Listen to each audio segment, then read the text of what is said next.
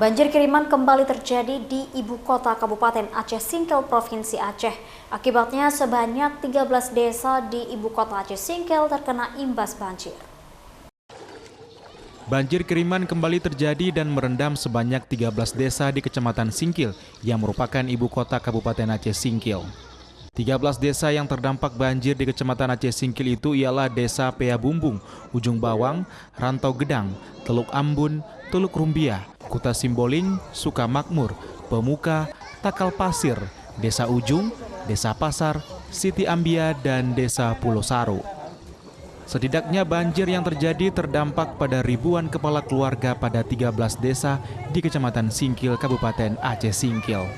Selain merendam rumah warga, banjir yang terjadi juga merendam sejumlah fasilitas umum, di antaranya akses jalan antar desa dan juga rumah ibadah serta sekolah. Dari Kabupaten Aceh Singkil, Suparman Munte, iNews melaporkan.